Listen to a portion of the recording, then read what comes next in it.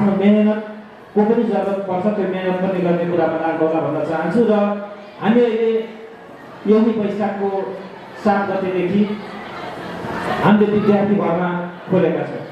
तपाईँ जति पनि 12मा 11मा पढ्ने विद्यार्थी भाइ बहिनीहरू हुनुहुन्छ, उहाँहरू तपाईँहरूले अब आफ्नो घर छिमेक आफ्नो नातागोता पढ्ने जो पनि हुनुहुन्छ उहाँहरूलाई यो देशकै उत्कृष्ट विद्यालय, त्यसमा पनि हामीले अब यो विद्यालयमा पढाउने पठन पाठन गराउने शिक्षक शिक्षिकाले आफ्ना छोराछोरीलाई यही विद्यालयमा अध्यापन गराएर अभिभावकको मनलाई जित्ने खालको निर्णय जुन हामीले योभन्दा पहिला नै गरेका थियौँ त्यसलाई निरन्तरता दिँदै यो विद्यालयको शैक्षिक गुणस्तर वृद्धिको लागि डिजिटल हाजिरी प्रणालीको विकास गर्दै यो विद्यालयमा अब गुणस्तरता पाउनको लागि भौतिक पूर्वाधारदेखि लिएर सबै कुराको सुधार गर्दै हामीले यो विद्यालयलाई अझ प्रवृत्ति मैत्री र भौतिक पूर्वाधार सम्पन्न विद्यालय बनाउँदै गुणस्तरयुक्त विद्यालयको रूपमा पठन पाठन सञ्चालन गर्ने योजनाका साथ हामी लागेका छौँ।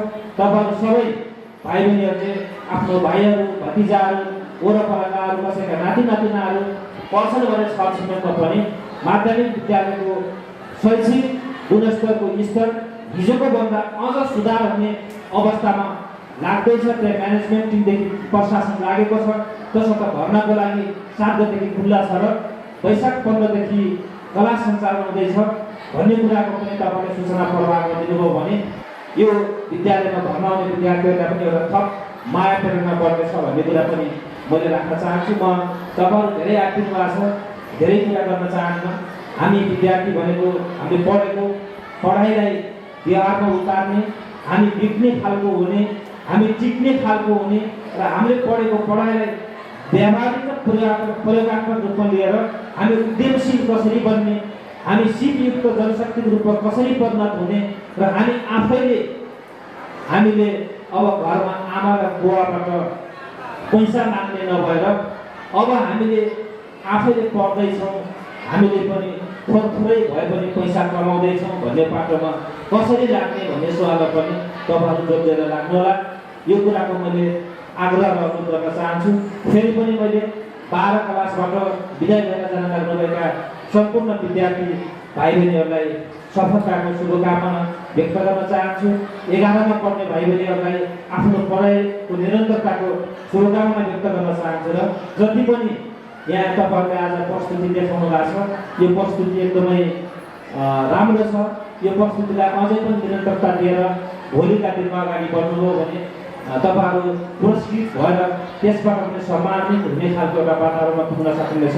यो कुराको पनि म तपाईँहरूलाई जानकारी गराउन चाहन्छु। र आफ्नो छोटो मेहनत कुनै बिना तालिम यो सञ्चालनको भूमिका 2 जना भाइ बहिनीहरूले गर्नुभएको छ। छोटो तयारीका साथ गरेको यो सञ्चालनको भूमिका पनि एकदमै राम्रो उत्कृष्ट छ।